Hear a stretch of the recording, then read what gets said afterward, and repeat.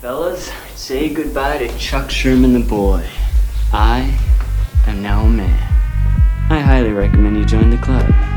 We are doing the wild thing all night. Acid house music. Hey, what's up, everybody? This is Sherm. Sherman, I cook all this food. Is that all you gonna eat? General Sherman realized and understood the importance of house music. So, do you know anything about techno? No. Listen.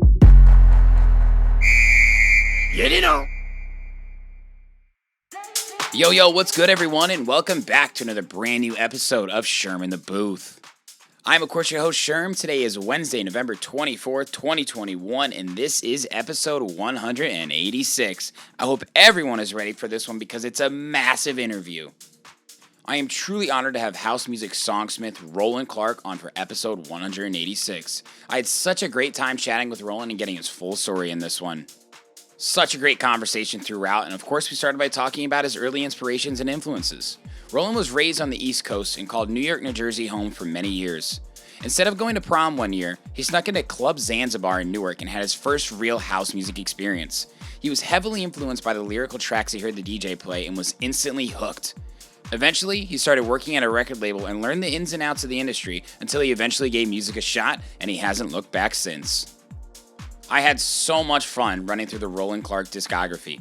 His influence on house music is truly profound, and his dense collection of music goes back more than 20 years. His voice and productions can be heard on timeless tracks like I Get Deep with DJ Le Roi, Planet Rock with Powers That Be on Defected Records, and Teed's Church with Todd Terry on InHouse Records. Not to mention some massive collaborations like Free with Vintage Culture and Fancy Inc., Obey with Duke Dumont, and most recently Alive with Jack Back aka David Guetta and Fancy Inc. on Sink or Swim. Man, there were some great stories in this portion of the interview. We also had a great conversation on the past, present, and future of house music. Roland has a unique view on the dance music industry for many reasons. He understands the business end has continually adapted to the ever-changing landscape of what it takes to make it as an artist. Roland stated, because of how the internet has affected how we share music, it has now become more of a delivery system instead of an old school business. Lots of great talking points here as well. Roland is an extremely humble guy and he had me laughing the entire interview. It is wild to chat with someone in real life whose voice you've heard so many times. He is the real deal and he has so much exciting stuff on the way. Roland, thank you so much for making time to come on the show, and I can't wait to meet you in person one day soon. Let's get into it right now so you can hear his story for yourselves. This is episode 186 with Roland Clark. Ladies and gentlemen, hello, and welcome to a very special episode of Sherm in the Booth. I'm here with the legend known as house music songsmith, producer, DJ, and vocalist all in one, Roland Clark. What is up, my man? Thank you for coming on the show. I'm good, and thank you for inviting me onto the show. Of course. I know now that people have heard you spoke, they might have heard your voice over the past 20 or so years. And I got to tell you, on just a personal note, huge fan, been a fan for a long time. I had friends show me some of your tracks maybe 7-8 years ago. And I just was hooked on your sound, hooked on your voice. And it's just been a pleasure watching you really take it to the next level this past couple of years. So like I said, it's an honor to have you on the show.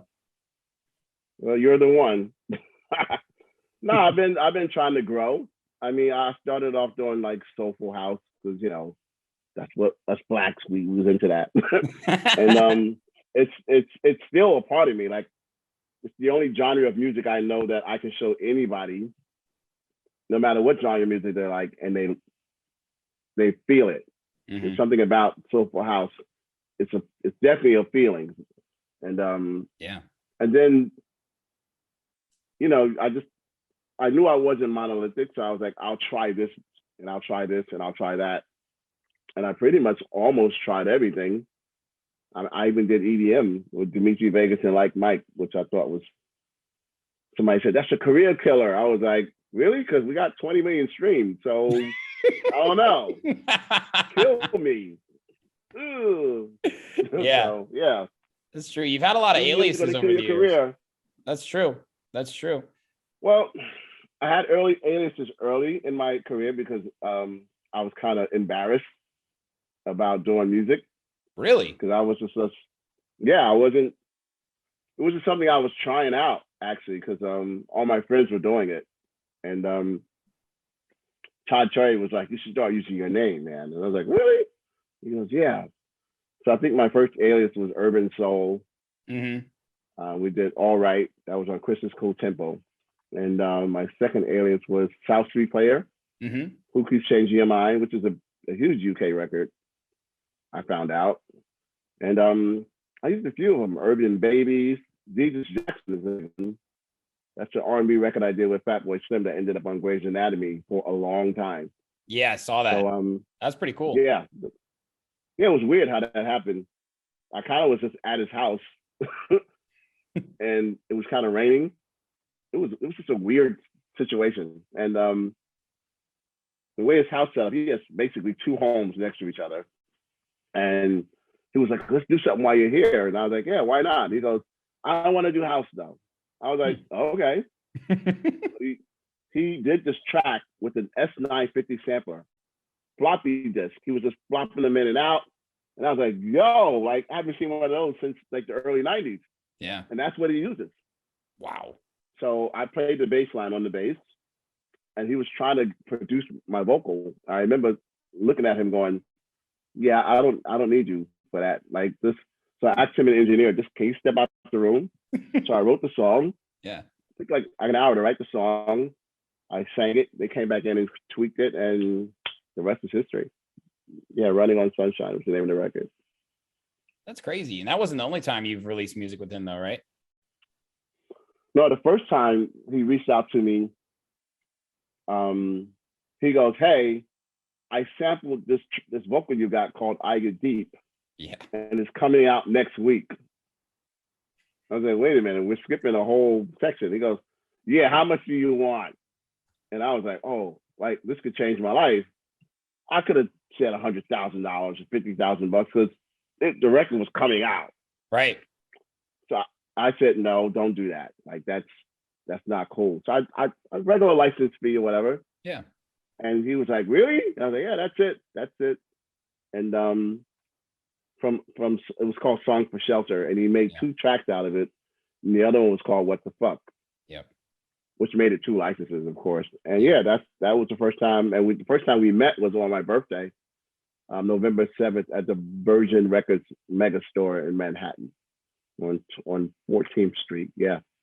Damn. First time we met. I remember he kissed me on the cheek, and I was like, "Hey, what are you doing?" You know. And I was like, "Oh, it must be a European thing." I was like, "All right." Last time, buddy. It was fun. It was fun. Yeah, it's just so cool. I mean, we'll of course get into the tracks like I Get Deep, but it really is cool. Like, I mean, Dark Clark on there, Digital Pimps, like you mentioned, all these different monikers, and until you finally became. Oh, I forgot about those. Yeah, I tiptoed the line of stalker and researcher, so I looked into all of it, man. I need to use those again. Those sounded really cool. Digital Pimp. Dude, I thought Digital Pimps was dope. I was like, these gotta have more there. That's a sick name. I was like, I gotta use that again. Wait a minute. I forgot all about that guy. Write it down. I was mad creative back then. Hey, wait a minute. I think you still got it. All right. You still got it, Roland. But I mean, dude, it's truly like incredible to see. Like I said, long journey for you in music.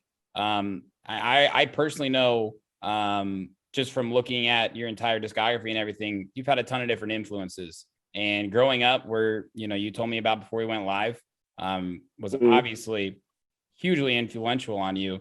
New Jersey. If I say Club Zanzibar, what comes to mind? Oh man, Jesus. My junior year in high school. Yep. No, it was my senior year in high school. I didn't go to my prom. Mm-hmm. No, I'm lying. It's my junior year in high school. I didn't go to the prom because the girl told me that her friend said that I was ugly and that she shouldn't go. Holy shit. Cold bitch.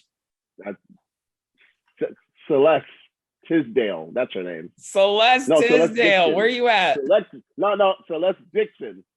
So I was like, okay, whatever. So I was just like, fuck it. So I didn't go. Like I was dressed and I had to make my mother think I was going to the prom, but I just didn't go. I got on the bus and went downtown. I'm tall. So I said, I'm going to go to this club everybody's talking about, Zanzibar. Right. So I stood in line, and they let me in because I look old enough. Yeah.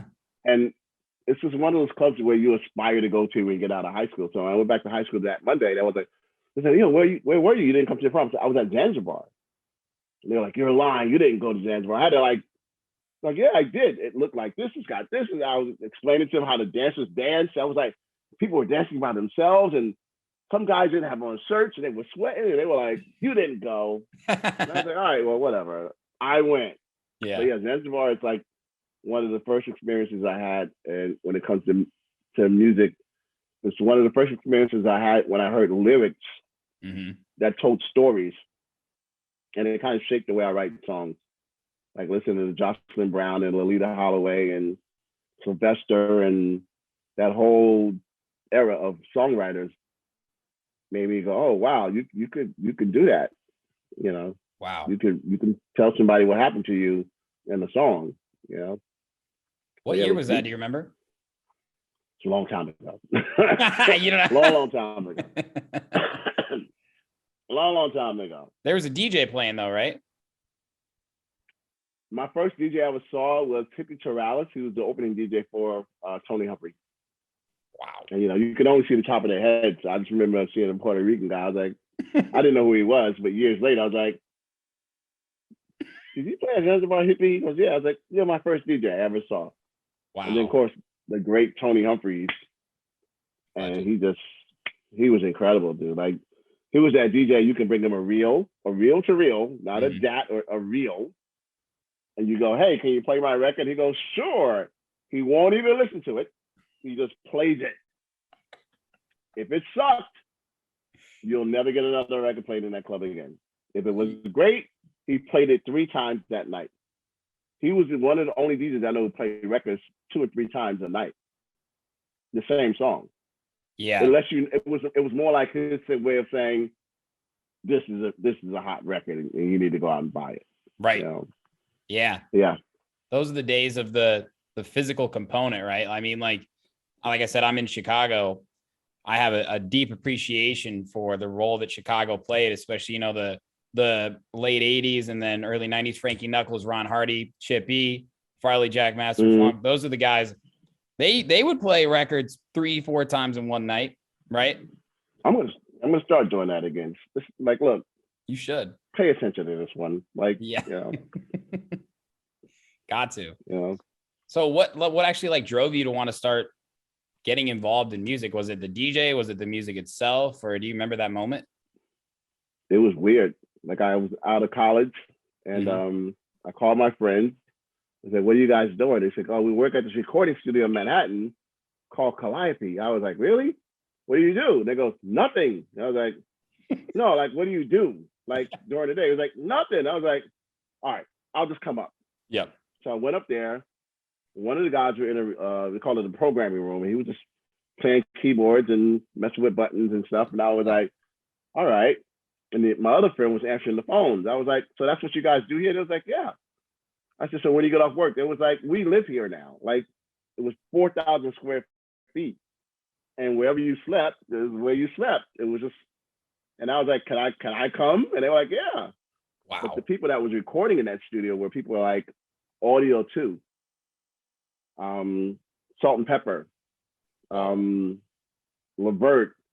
Like, the guy this was on the phone with, Calvin, he did the beat for Milk is Chillin'. Boom, boom, boom, back-a-doom, boom, boom, back-a-doom-ka-doom. Milk is chilling. Yeah. That was him. He did that beat. Holy shit. So, yeah. So I kind of moved in and just did what they did. If you needed some money, because we didn't get paid. Right. It was an honor system. It was a big box full of cash that we knew it. And if you needed money, you just take some money out and you go do what you want to do. And that was it. Wow. So that was cool for a while. Right. And then this old black guy used to come to the studio a lot with his groups. His name was Big Scott. And he goes, why are you boys? He was very pro-black. He goes, why are you boys working for this white man? It was like, we're not working. We're just having fun. He goes, well, why don't you get real jobs? He was like, well, this is a real job. He goes, do you get paid? We were like, not really. He said, well, come work for me. I like you boys. I've been watching. Come to my office. I'm going to get you real jobs. I went to his office, and my friend Philip Damien, Michael Moog, a.k.a. Michael Moog, Calvin, the guy you just saw, and Seven Fisher. You know Seven Fisher? I don't think so. The DJ Seven Fisher? Oh, anyway, I got you. Yeah, I hear you now. We all grew up together, and he brought us to his office, and it was a real office, and my friend Michael Moog, a.k.a. Philip Damien, I got to say that, he goes, who are these guys, this group, this picture, these little 5 white kids? So these boys are fucking arm in their leg. I'm about to drop them. He goes, are they signed to a label? He goes, yeah, they're on Columbia. He's like, oh. He said, well, you shouldn't drop them. Like they're cute. So Philip got involved with switching that group over from the urban department to the pop department. Okay. And it was New Kids on the Block. That was the group. Holy He was going to drop them until that guy Calvin I just spoke to, his brother convinced them not to. Wow. So from there, we were like his golden kids, like whatever these boys want. Yeah. So I was one of the tour managers, and me and Seven Fisher. Sometimes we would just work in the office. Work for us was like we came in around 1 p.m. made long distance phone calls. It wasn't work, in other words. Yeah. So I was the mail boy at one point, and as the mail boy, I didn't deliver mail. You had to come to my office, and your mail would be sitting there, and I'm like, all right, it's right there. It was an easy job. Yeah. All right. So 5 years later, the kids broke up, and I'm like, oh fuck, I gotta get a real job. Like, right. This was like fun, but now I'm getting older, and so I called my friend Merlin Bob, and Merlin, his last job was he was the senior executive vice president over at Elektra Records. Okay. But at the time, he was at Atlantic Records. He was head of urban A&R. Urban A&R, urban music. He was A&R of urban music head. So I said, hey, Merlin, man, can you give me a job? He goes, no. Like, no. He just went, no. And I was like, oh, okay. He goes, but I got a friend who needs a record, and he started a little label called Polar Records. If you can come up with something for his label, I can get you paid. I was like, yeah, sure. So I went to the studio and just kind of bullshitted around the track. I called my friend Sable Jeffries, God rest her soul, and started working on this track called All Right. And she came and knocked out the chorus. They went, all right, which basically set up the whole freaking song. And I went, I think I got a hit. So I took it back to those guys, and he was like, they signed it. But before they even put the record out, Chris's Quintuple heard the song, and they just picked it up. They just took the record over. I think that was like top 40 UK charts or something like that. Unreal. But yeah, I mean, so I kind of like stumbled into it, and then started writing and producing. And got jealous that the DJs were making all the money. I was like, wait a minute, like my best friend is Todd Terry. I'm like, how'd you get season tickets for the Yankees? And where'd that Bentley coupe come from? And why is your house so big? I'm like, okay, I think I need to be a DJ. So I started DJing eventually. And I just kind of stumbled into this. It wasn't a grand plan for me to be in the music industry. It was just one of those things that you just put it this way, if you hang out with plumbers, eventually you're going to learn how to fix some pipes. So that's how I kind of got into it. Like, I didn't even know how to sing at all until I met the Burrell brothers, from New Groove Records. Like, Reggie taught me how to sing. Whoa. And I was like, he was like, yeah, he just taught me. I was like, how do you do that? He said, well, it's a muscle. You got to do it every day so that the muscle can get stronger so you can control it. He said, but the problem is you literally have to do it every day, no matter how bad you sound. So I'm singing everywhere. And people are like, shut the fuck up. Like, you sound terrible. And I was like, well, I'm supposed to sing all day. So I got this little 8-track tape recorder, and I would record myself. And if I heard a bad note, I record myself again to fix the note. It's definitely a process that hopefully I perfected it, kind of.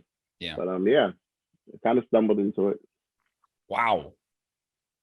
That's pretty incredible, though. And you stumbled into it with, I mean, at least a decent understanding of the back end of the business, right? That probably made a little bit of a difference in figuring things out. Oh, it made a whole big, like, knowing Dick Scott, he taught us all about copyright law. Which is astounding how many people don't know anything about it.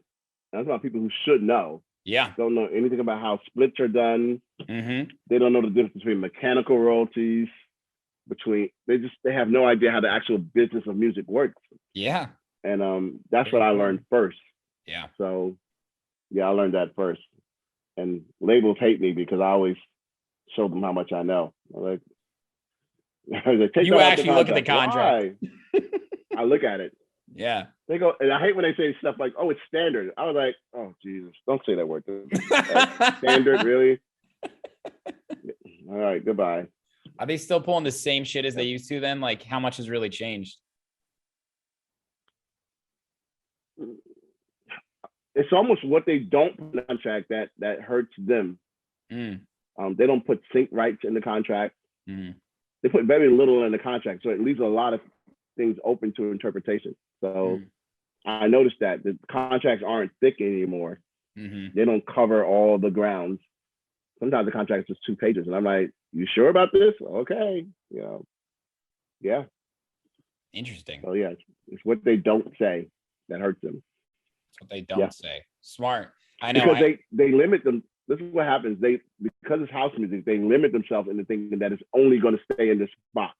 Right. It's only going to go from the DJ to the dance floor and maybe some mix shows.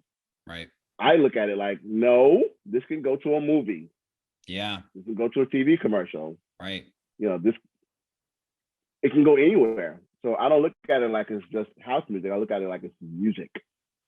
So yeah, they limit themselves when they start throwing tracks. Do you own the rights to all of your original vocals? And how have you done that? If so? No, but I could probably get them back because at the end of the day, I mean, like I said, no one's going to fight you on things like that. You know what I mean? Like on my vocal back. Like, only thing they can do is say no. And it's like, okay, well, I'll just take it and I'll do something else with it. What are you going to do? Right. Spend $10,000 on a lawyer to retain a right that you probably don't.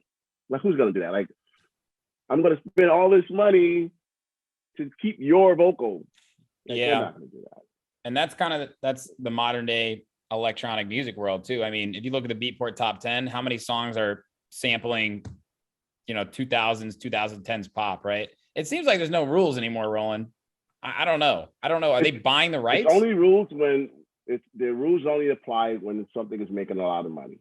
Yeah. And then, people find the rules. Like, oh, you guys did 20 million streams? Wait a minute. All right, I got to get a lawyer. Yep. If you only stream 2,000, who cares? Right. I used to pray for somebody big to sample my record. Like, please, somebody steal my song and blow it up. Yeah. So I can go get a lawyer and just get rich for no reason, So. Jeez. I don't know. Yeah. I mean, that's pretty crazy. It almost happened with Katy Perry. I think Duke Dumont, he was a week away from dropping that record. And they hit me a week before the record came out with Katy Perry when they sampled I Get Deep. Yeah, on Swish Swish, right? Swish Swish, yeah. And a week later, the record dropped. I was like, almost. And I wasn't going to open the email. I was about to just ignore the email because I didn't know who that person was. I was like, thank God I opened it, yeah. I mean, that is just goes to show like the impact though that you've made on all different types of music throughout the years. I mean, you broke out into the scene, like we said before, with some of your different monikers, but as Roland Clark, at least from what I could find, and I got to tell you, it was kind of hard finding some of the old shit of yours, man. I see Why and Are You and All Right as Urban Soul. Then you went to release on different tracks like Change My Mind or South Street Player, right? And then the Fatboy Slims came. And then really, from what I saw, first big breakout was Flowers with Armand Van Helden in 1999. Yeah. Oh, yeah. Armand. I forgot about that. Let's check out this instant classic. It's called Flowers by Armand Van Helden and Roland Clark.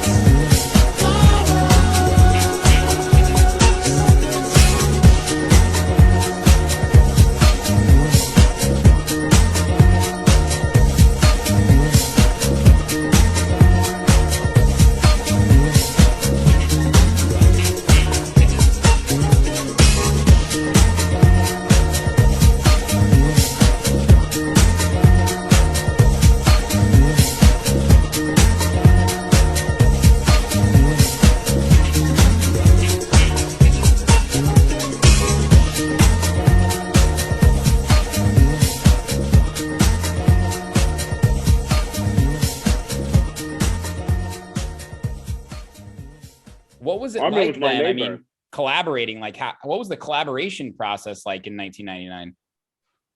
I met Armin's son and his ex-girlfriend before I met him.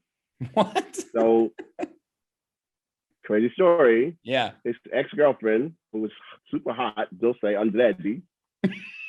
You ever see somebody in the club all the time and you go, oh, she's really hot, but she's never going to talk to me. Yeah. Well, I'm at the bar and my best friend's sitting right there and she's talking to him like they're friends. Yeah. And he goes, hey, you know Roland, right? And I was like, no, I don't want to meet her. Anyway, she tried to be super nice. Yeah. And we lived down the street from this place called Sound Factory Bar, Yeah. where Louis Vega played every Wednesday. Right. I lived 1 block away. Oh, that's a legendary place. Yeah, I could see the club from my window. I could look out the window. Wow. And she would always come by the house to hang out with me, and she would bring little Armani, her son, and she would go, hey, could you watch him really quick while I go to the store? I'm like, sure. And so we would watch Batman. I remember that was his favorite thing. We watch a Batman, not even a DVD, like a VHS. Mm-hmm. And she goes, do you know my ex-boyfriend? I was like, no, I don't think I know him. She goes, which Armani head? I was like, nope, never heard of him. And I didn't. And then like a year later, I kind of heard which, oh, that's the guy. Like I knew her. We would hang out all the time. Right. And then when I finally met him, I guess he kind of knew who I was a little bit. Mm-hmm. And my friend moved away from downstairs and he told Armand about the loft downstairs, literally under me. And Armand was on the 9th floor, I'm on the 10th floor. And I think he knocked on my door one day with like a cassette. And he goes, hey, can you write to this track? And I was like, yeah, sure. And I just kind of threw it on the desk and let it sit there for 3 months. I just ignored it because I'm like, whatever. Yeah. And one day he called me and said, hey, did you start in the track? I'm like, oh, fuck, I forgot about you guys. So I listened to it and was like, oh, this is easy. So I did Flowers in like an hour and a half. And kind of like, it was just uneventful. I was like, here you go. And just handed it back to him. The only thing I hate about that record is he didn't mix it. He just put it out the way I gave it to him. I was like, dude, this sounds terrible. Like I hated that song. For years, I hated that song. I wouldn't play my record. So 5 years later, I played it. I was like, let's see what happens. And people was like, oh, Flowers. I was like, okay, if you like it. Yeah. You never know what's going to work. Never know, dude. That record was not my finest, but who knew? I mean, it's interesting to look back on now, considering where both of you ended up now as, in my eyes, house music legends. I mean, he's still, very successful. He was kind of up there. I actually didn't know who was who back then. Like you could tell me who you are, and I'm like, okay, because I was still trying to ride the fine line of R&B and hanging out with major record label execs. I was trying to get into that world, right? Not knowing that my house music career was bubbling over here, right? And somebody would always go, "Hey, man, I like that record you did." I'm like, "Yeah, thanks, bye," and just try to go that way, right? And then, like with South Street Player, for example, mm-hmm. I used to get jealous of this group called 10 City. Mm-hmm. I was jealous because they would play their records in the shelter all the time, and I'm like, "Dude, you never play my records." I only had one record. And I said, well, I can sound like that guy. So I wrote South Street Player for 10 City. Wow. So I took it to the label, like, hey, I got the song for 10 City. It's great. You're going to love it. And they were like, nope, this sucks. And I was like, and I felt so bad. I kind of walked all the way from 57th Street to 21st Street, just feeling sorry for myself, going, all right, I'm done.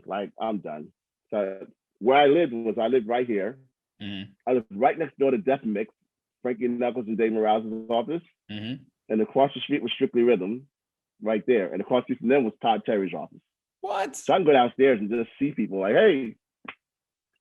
So I took the record up to Strictly Rhythm, not wanting to show it to them, but just to kind of hang out and be in my feelings with my friend George Morel. I said, yo, I did this record for 10 City, man. They said it sucks. He goes, let me hear it. And I played it for him. He goes, stay right there. So he goes upstairs, get a standard agreement. And he's like, here's a check for $2,000. I was like, $2,000? Yeah, I can get some sneakers. And I just kind of signed it, and the rest is history. Holy shit. Yeah. I didn't put my name on that record. South Street Player. Yeah. But after that, I started using my name. Yeah, for sure. I mean, in 2000, you mentioned it a few times, I Get Deep comes. All right, time to check out this house classic. It's called I Get Deep by Roland Clark and DJ Le Roi. The ones that say they know what is what, but they don't know what is what. They just strut. What the fuck? What? I get deep, I get deep, I get deep, I get deep, I get deeper into this thing, and I pretend that they're not there. I just stare. Up in the booth at the Dread Man, spinning the song, spinning it strong, playing things like, when can our house begin? That's my shit. What? Woo! I get deep, I get deep, I get deeper, I get deeper when people start to disappear, and it's about 6 o'clock. Woo! I'm feeling hot. Take off my sweater and my pants, and I start to dance, and all the sweat just goes down my face. And I pretend that there's nobody there but me in this place. I get deep, yo, I get deep. What? Woo! I get deep, I get deep, I get deep, I get deep when he takes all the bass out the song and all you hear is cries. And it's like, oh, shit. I get deep. I get deep, I get deep, I get deep, I get deep, and the rhythm flows through my blood like alcohol, and I get drunk and I'm falling all over the place. But I catch myself right on time, right in line with the beat, and it's so sweet, sweet, sweet, sweet. I get deep, I get deep, I get deep. Why, if house music was air, then Dr. Love would be my song, and I would only take deep breaths and fill my lungs with the rhythm, with the bass. I get deep. I get deep.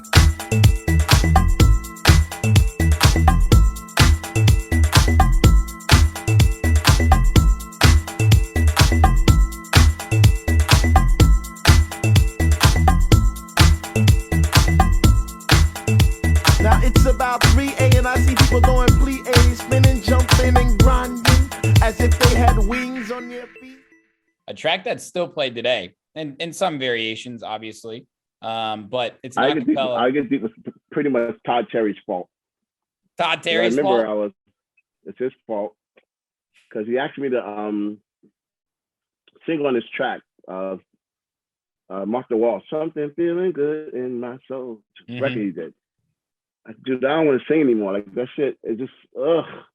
I just didn't want to do it. He said, well, just talk on it. Mm-hmm. He said, can you imitate a preacher? I was like, yeah, I can imitate a preacher. Mm. I did an imitation of a preacher, and he put it at the beginning of the song. And he was like, just talk. Anytime you don't want to sing, just talk. I was like, all right, cool.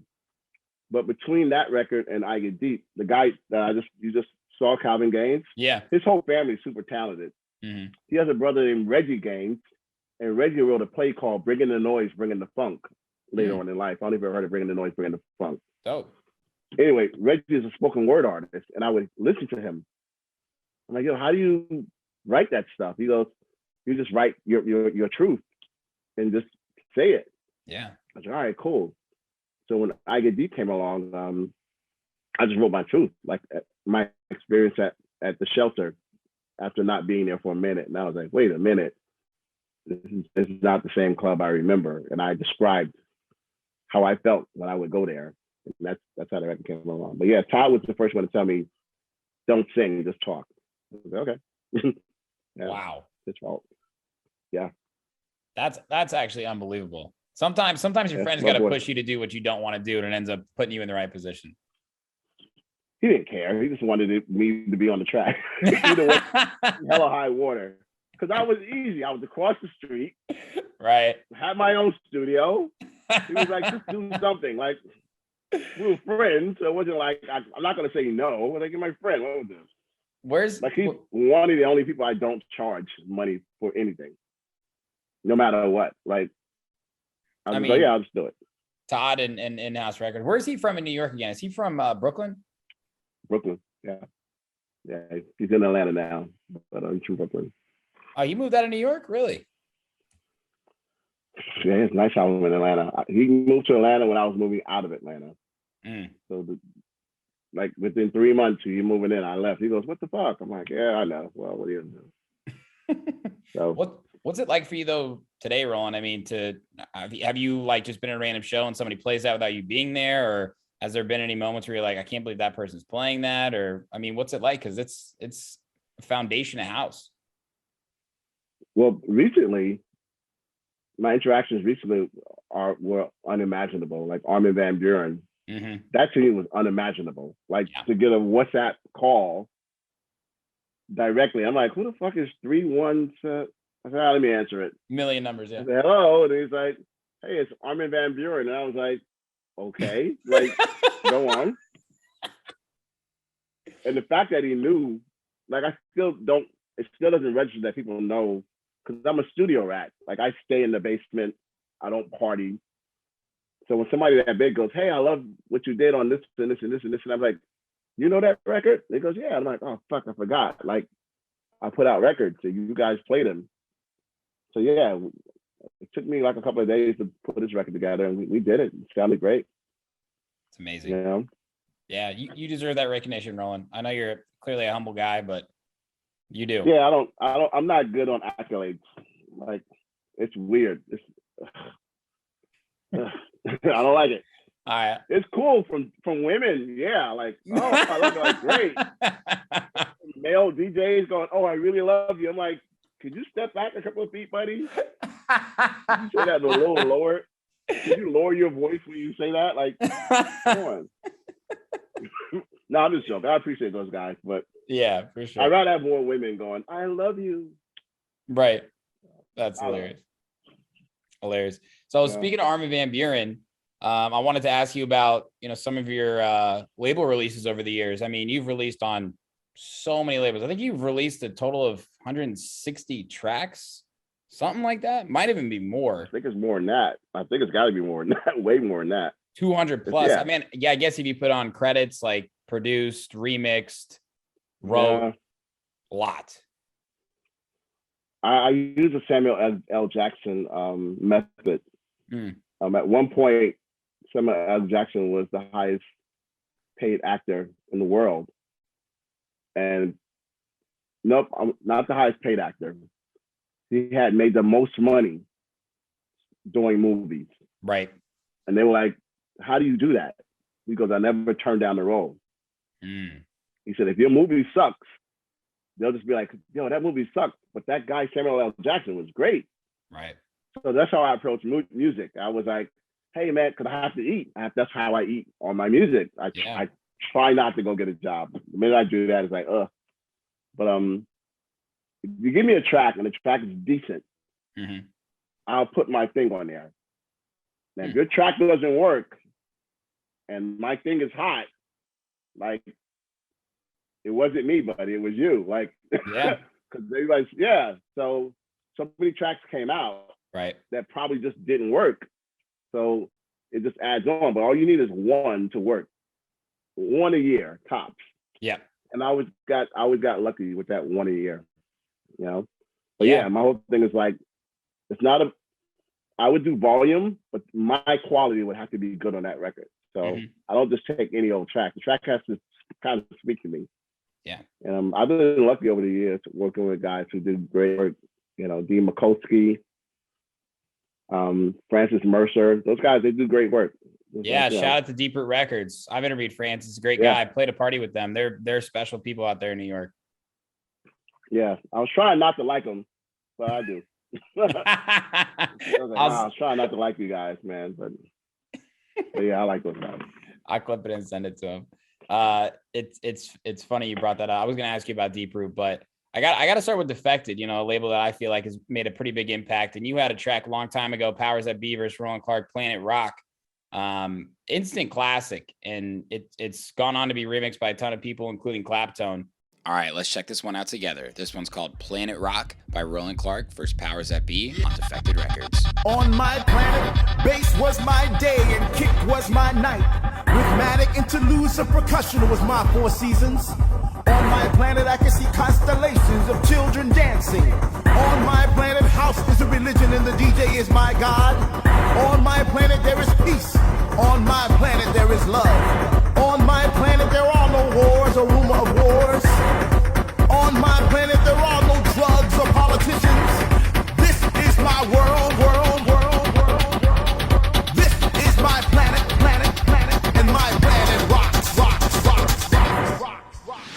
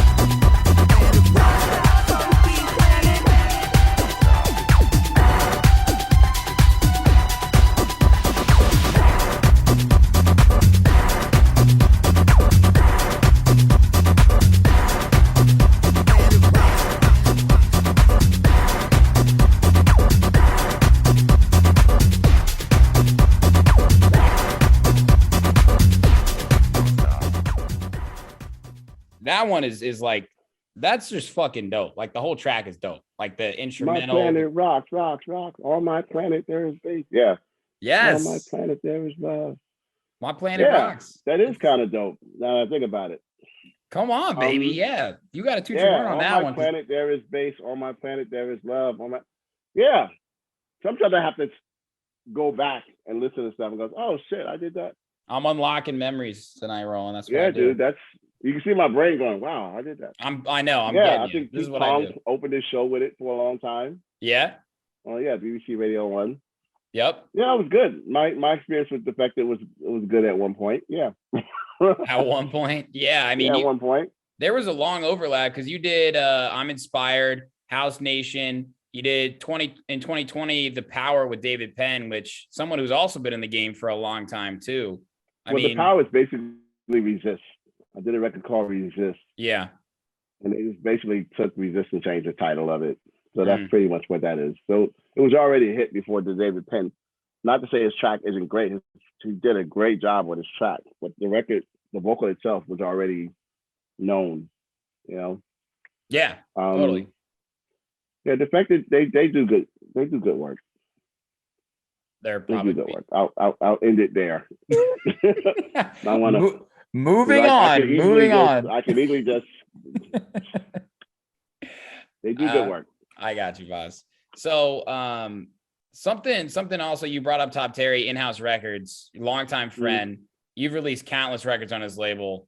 And again, he's been such a massive influence on house music. There's a million tracks we could talk about, but one track I want to talk about is T's Church. And this one came out in 2015. And I feel like this sound was pretty new age. All right, let's check this one out together. This one's called T's Church by Todd Terry and Roland Clark via InHouse Records. House is the religion, and the DJ is my deacon, but the music is my God. Let me know you hear me speaking. Clap your hands real loud. Stomp your feet on the floor. I want to see you working. I want to see you working.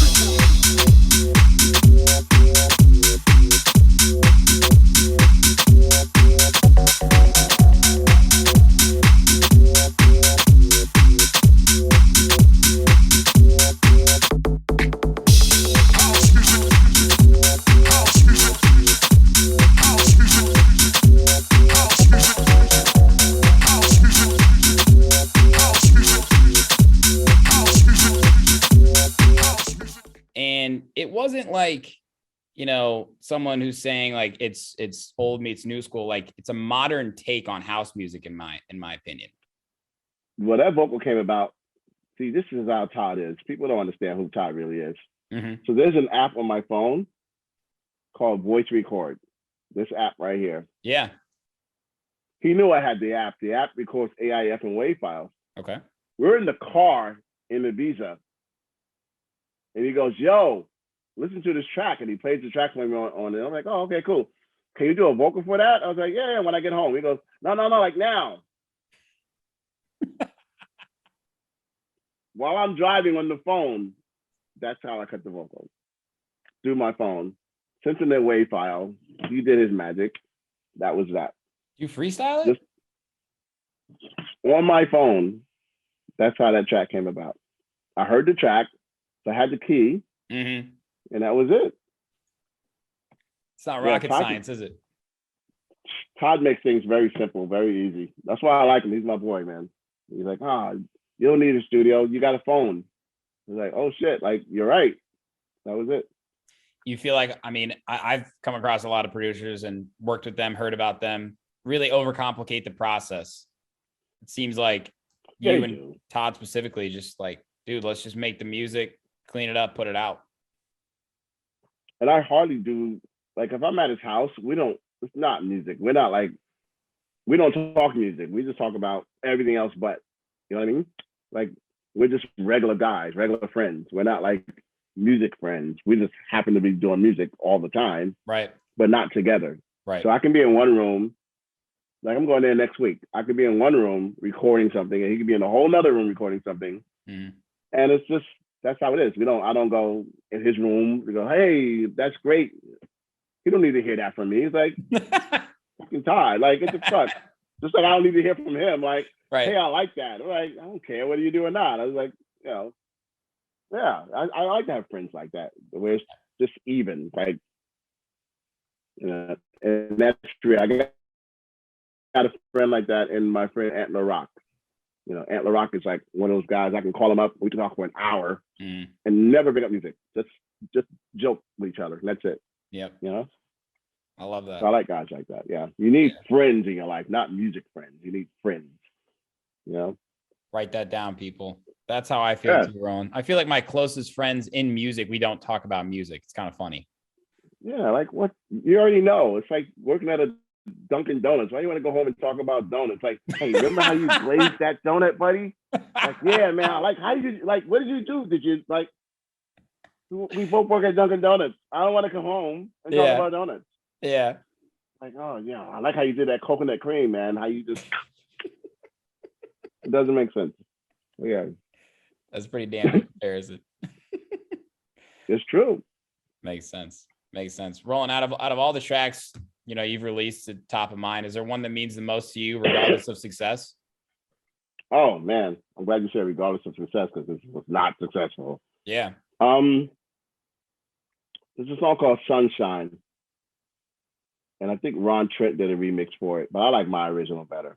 And it's about the guy's girlfriend who passed away, and he would like purposely walk down her street, and he would just stare at her sister in the window because she kind of looked like her. And, you know, Sunshine, it's really sad, and it's really sad. And I sang it in my falsetto, so yeah, Sunshine. Sometimes I miss my sunshine. Yeah, I gotta re-sing that. Yeah, that's that. I like that one best. That's beautiful. Yep. I love it. Yeah. I love that, man. Great answer. And every time I ask that, it's never the most successful. Anything on the charts.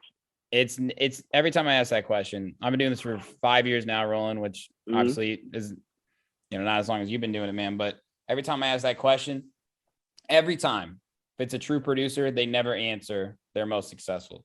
Because like you said, you never know what the fuck's gonna work. You never know what's gonna work. You know, you never know. It's true. Like the vintage culture thing over the summer, to me, that was just like, okay, you know, whatever. And then boom, I was like, wait a minute. So, dude, yeah. And not to say that wasn't a great track. That was a great track. Yeah. It wasn't the best track I ever heard in my life. Right. It was a great track. Right. It just, the stars aligned up, you know? Yeah. I mean, we've been talking about the early days here mostly. Over the past 5 to 7 years or so, you know, you've had these massive collaborations. Free with Fancy Fucks, Vintage Culture. All right, let's check out this massive track. This one's called Free by Vintage Culture, Fancy Inc., and Roland Clark off Catch and Release. Imagine taking a breath without wondering if it soon will be your last. Imagine kissing the one you love once again without fear. Well, that day is now. Finally, we are back in the place where we used to congregate. We're all around us, we see familiar faces, creating new memories to replace the ones we lost with people from all over the world where words not be spoken. Love is a universal language now. Finally we are free, free to roam, free to touch, free to move, free to dance, free to rejoice from now until tomorrow. Welcome back.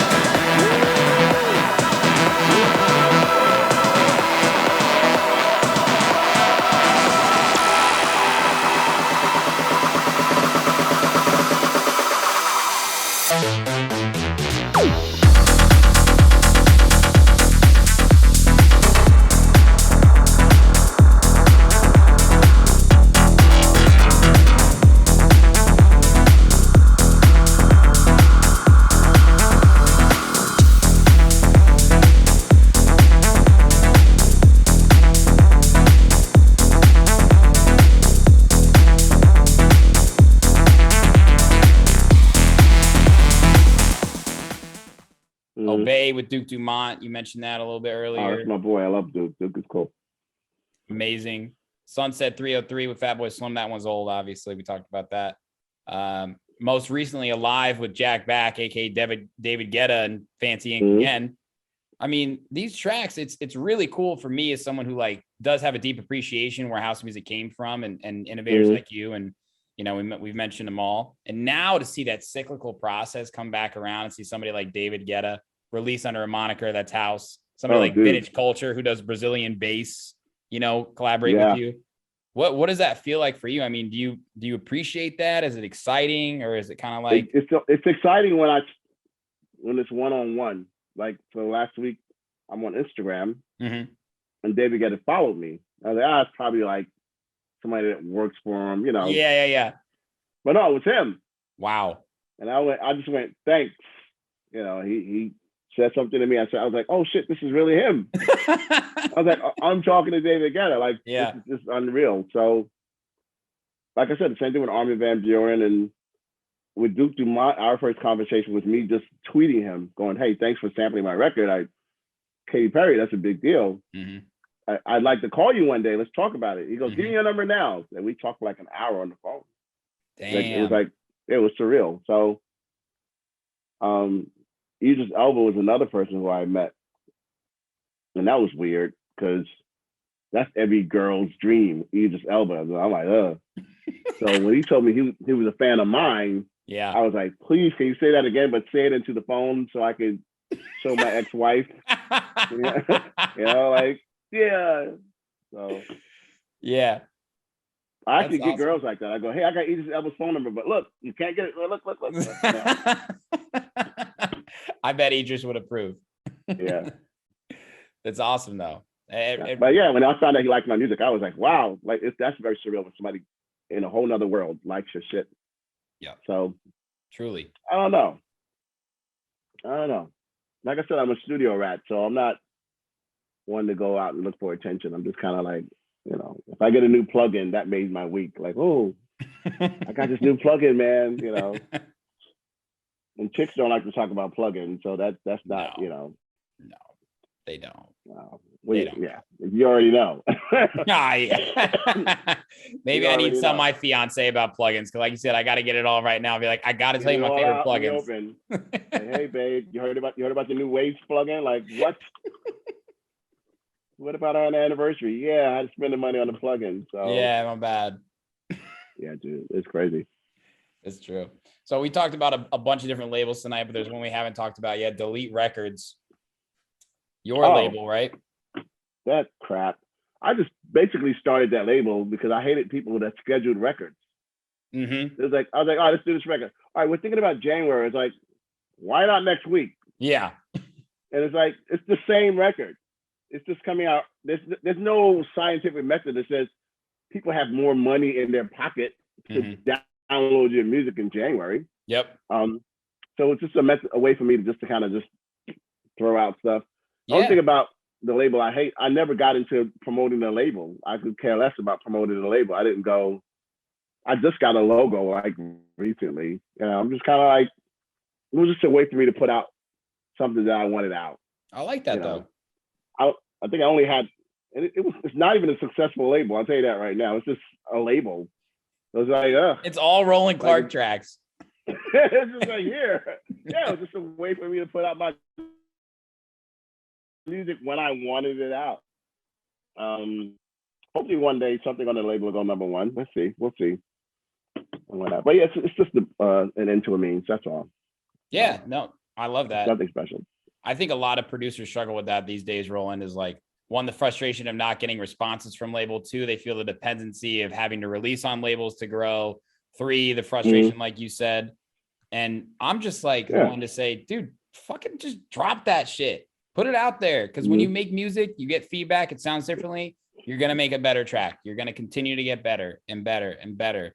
And well, now without the investment of $2,000 or $3,000 a month to a PR person, a PR company or a marketing company, you're pretty much just throwing it out with the luck of the draw. Like, I always go, damn, these guys are everywhere. They're in all these magazines, and eventually I was like, oh shit, they just paid for it. You know, that's all you did. It doesn't mean your record is better. You just pay for it.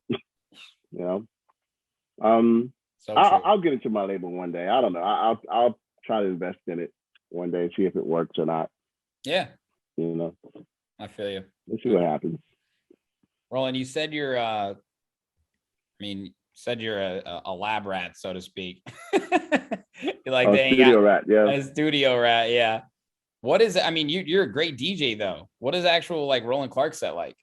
I am a great DJ. You are. I realized that recently.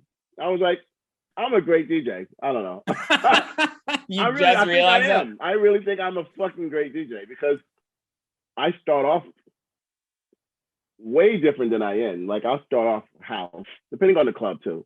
Sure. And normally I go from house to tech house, from tech house to something just unusually tech house. And right at the end of the night, I'm breaking it down. Like my last record was Prince, Little Red Corvette, and thank God it's the BPM works. And right after like a straight up like tech house record, I don't know whether it's an accident or a great gift to mix records that have fucking nothing to do with each other. Yeah. And it just works because of the way I kind of, it's like a journey. It's not like tech house. It's not like that. It's more like a wave. Like you never know what's going to come. Yep. Halfway. When my set is halfway over, that's when the fun starts. Like after I give you what you came for, I go, okay, you guys are okay now, right? Everybody's drunk. You having a good time? All right, girl, pitch out. Great. That's good. Call me later. Just come here. 3/4 of the way into my set, I get to play what the fuck I want. Yeah. And that's when the fun starts. And that's when the people go, oh shit, baby DJ. Like, he's giving us who he is. And I think all DJs should do that. You should just don't play. You have to play for the crowd. But by the end of the night, they're not going to go, damn, man, 75% of that set was great, but the last 25 minutes sucked. So I hate the whole set. They can't do that. They're happy 75% of the time. Yep. That last 25% is all yours. Yep. And somebody in the crowd's going to love it. They're going to go, oh, shit. And plus, I think the crowd wants a little change near the end of the night. It kind of tells them the night is winding down. You know what I mean? Totally. And that's it. Yeah, but I love my last 25% of the set because I just go, okay, fuck all you guys. I'm good. You good? All right, I'm going to play what I want. You get on the mic? Do you get on the mic? Yeah. Depends. If it's a big club, I use a mic. I'll find a track. Don't have to be mine, and I'll just do like something over it that they might know, like a spoken word thing. I'll resist or I get deep or something like that. Yeah. Or and they kind of like the interaction of, oh, like that's the DJ that did that vocal and blah blah blah blah. Not a lot of DJs do that. Ultra Dente does it. Robert Owen does it. Ron Carroll does it. Ron Carroll. Velvet obviously does it. Yeah, I like Ron. Hung out with Ron in Australia. He's a nice guy. That's why I was like, I can't believe Ron hasn't brought you out here for something, man. Well, he's already out there. You got a Roland Clark out there. His name is Ron Carroll. he's just the Midwest version of me. He is an absolute legend here too. Yeah, Ron is good people. I like Ron. Yeah, he's a good guy, man. He's very nice. I played actually at that festival where I shared that video of Free. He played right after me and hung out with him after that show, and gonna have him on the podcast soon too. There's a great club here where he has a residency at, and he still holds it down here, man. Hard. My most memorable moment with Ron was in Australia. We were standing outside our hotel door, and we're not used to people walking up to us being nice.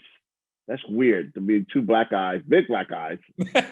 So this woman and her friend walked up to us while we were in front of our hotel, 3:00 in the morning, and goes, "Hi guys, what are you doing now? Like, where are you going now?" We were like, we looked at each other like, "Are we being punked?"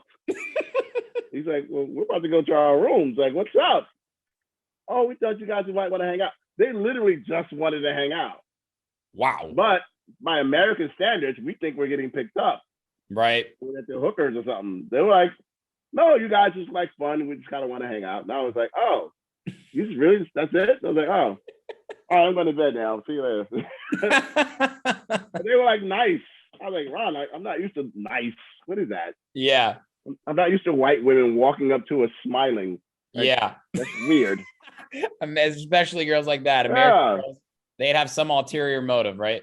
Yeah, these women, they just kind of just thought we looked nice and wanted to hang out. Yeah. I was like, okay. I guess that's a thing. I'm going to ask Ron about it next time I see him. Right in front of our hotel. Because I'm a Scorpio. So the first thing I was thinking, like, well, my room number is, But no, she was like, "No, just wanted to hang out." Yeah. Oh, okay. Thanks for nothing. That's awesome. Great story. I'm going to share that with him. Yeah, it's my boy. Roland, I found this really interesting quote from you from a long time ago, and it kind of relates to the past, present, and future house music. You said, because of the internet downloading process and people sharing files, music is not so much a business, but more of a delivery system. What do you mean by that exactly? It's a delivery system. At the end of the day, if somebody doesn't have your track, they don't hear your track. Right. So if I get a bucket and I put a whole bunch of downloads in the bucket, if your download is not in my bucket and I'm listening to all the songs in the bucket, I won't hear yours. Right. So if the more people you deliver it to, the more chances you have for people to hear it. It has nothing to do with, eventually it has something to do with the artist, but at some point you have to get it to the people first. You got to get it to the outlets in order for them to even hear it, to even entertain you. Yeah. They have to know, they have to have it. It's easier than it used to be when you try to get, when Armand Van Helden gave you a cassette, right? Like, how do you promote it? You got to play it at the clubs. I remember the days where you had to go to the club with the record and go, "Can you play my record?" I think we should be more personal about this thing now. Like, I do things, I don't send mass emails out. Like, if I got a track that I want somebody to play and I have your email address, I'm going to see your personal, that's just, it hurts.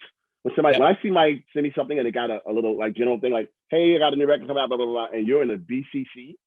If you're in the BCC, it wasn't meant for you. Yep. I'll send an email out like, "Hey, what's up? Name of the person." Yep. Yeah, and you're the only one I sent it to in that particular email. But don't send me an email where you sent it to the same 50 people. You know what I mean? It's just, I don't know. I feel like I don't know. I don't like that. So I agree. And I know that people have to put their records out. It's a form of promotion. I get promotion. But if you know me, come on. Send me a regular email, not a big mass email thing. That's all. Yeah, it's true. It's true. I mean, it's how you deliver it, right? Yeah. It's how you deliver That's all. I'd rather go to, if you're in New York and I go to a club, I'd rather put stuff on a USB, like Dennis Ferrer. I'm going to see these guys on the 19th, him and Vintage Culture, or Lucas. I can't call him Vintage Culture for some reason. Like, your name is Lucas. Yeah, I'm like, you actually call him that? Like, okay, anyway. I'll carry a USB with me. Yeah. And go, "Hey, Dennis, here's a couple of things. Check it out." Yeah. Put it in your hand. I don't want to go, "Hey, give me your email address." Because right. Who's gonna? Yeah, like, you've got a physical USB in your hand. I think that means more than an email. Right. You know. And that's it. I agree. Yeah. I hope that's not an art lost on people these days. I mean, we do live in a much more digital world, obviously, but there is something special about playing your friends' tracks, other people's tracks. That's how it's how you get discovered too, is like that actual personal relationship. I think a lot of people send these blanket emails to a bunch of labels or a bunch of DJs, right? And then they get let down or they get pissed. Like, why don't these people respond to me? It's like, dude, first off, it's not about blowing up now. It's about developing friendships along the way. You know exactly. What I mean? I'll give you a story about this girl. I don't know if you ever heard of her. Her name is Elena Pablo. I think I have. Techno DJ. Yeah. Beautiful Russian girl. Yeah. Beautiful. So a couple of years ago, we're in Ibiza. Me, Alexander Technique, and Todd Terry. Nice. We're eating at a table, and she's eating by herself. And I'm like, I got to talk to her. I got to try. Mm-hmm. Beautiful Russian girl. I said, see you eating by yourself. You want to come eat with us? She goes, no, thank you. And I was like, you sure? And I'm trying to use Todd's notoriety to get the number. I was like, well, I'm with Todd Terry. And she's like, yeah, whatever. And I was like, oh, fuck. So she was nice. So I said, hey, look,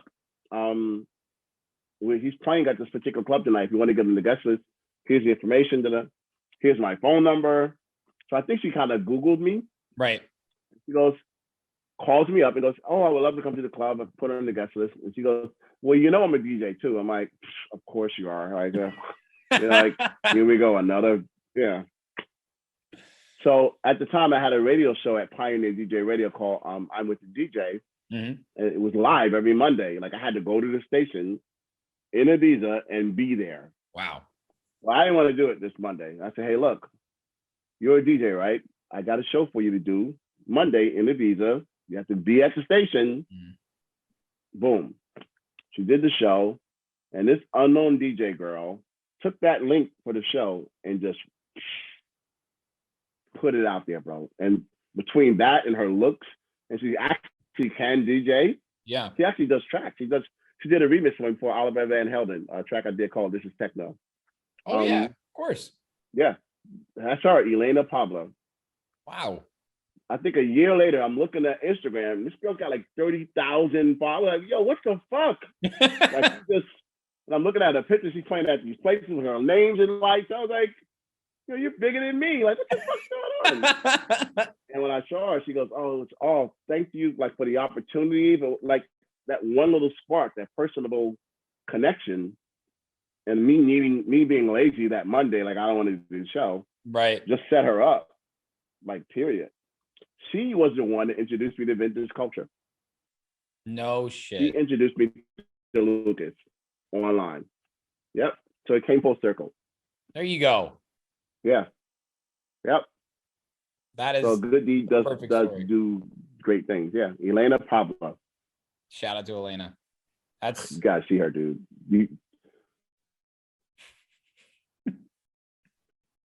I'm gonna look her up right after this. Her. Yes. Don't get married and then follow her. Follow her, then get married. Trust me. Okay. Matter of fact, show your fiance, like, hey honey, this is DJ Roland told me about. Show her. Like, yeah, this is her name's Elena Pablo. Yeah, I heard she was good. Now you got an excuse to go to her page. Like, oh. Yeah. All right, Roland. There you go. He's like, you're gonna get me in trouble. That's real talk though, for like on a serious level. Like, I see so many people, gain a little bit of success, they plateau, then they quit. But like the fact of the matter is, like, just got to keep going, and who you're rolling with during that time, whether or not they're blowing up or going down, like just stay true to why you did it in the first place, the love of music. And I quit at least twice a month. I wake up and go, I'm done. Yep. I'm done. Yep. Like, yeah, I quit all the time. All the time. I was thinking about quitting today. I'm like, fuck. Like, I can get a hot dog stand and put it on Venice Beach, and I can there you go. Eat my hot dogs. Yeah. Don't think I didn't think about it. Hot dog stand. Like, what the fuck am I doing? DIY, baby. Yeah. I don't know. Yeah, I'm still here. That's all I care about. I'm like, look, I'm here for a reason. So yeah. Let's see. I was gonna ask pans out. If you had a simple piece of advice to an up-and-coming producer right now, with all your experience, the highs and the lows, what would it be? Oh, Jesus. I know. Today's advice, Yeah. invest in yourself. Mm-hmm.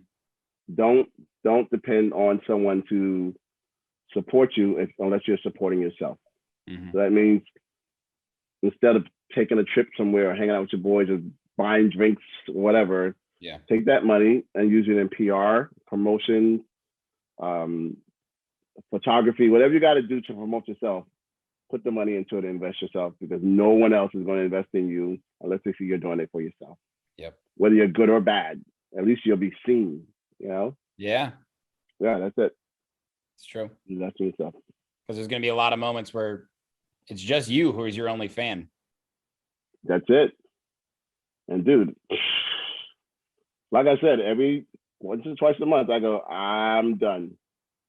Yep, I'm done. But yeah, I think about the future recently. I'm like, all right, I still got to buy a house. Yeah. Got to find somewhere to die. To die in a hospital. I want to get a dog or something. I want to come home from the airport one day and have somebody waiting for me. That's like, hey, I'm happy to see you. And it's probably going to be a dog. It's not going to be a girl. It's more likely to be like, I saw you on Instagram with that bitch. And it's like, oh, fuck. I got to explain that girl to you? Like, Yeah. That's my boy's girl.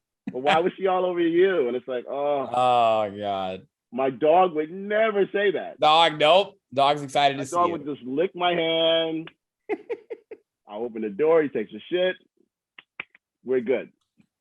Yeah, I'm getting the dog, dude. All right, I'm there done. we go. We accomplished something today.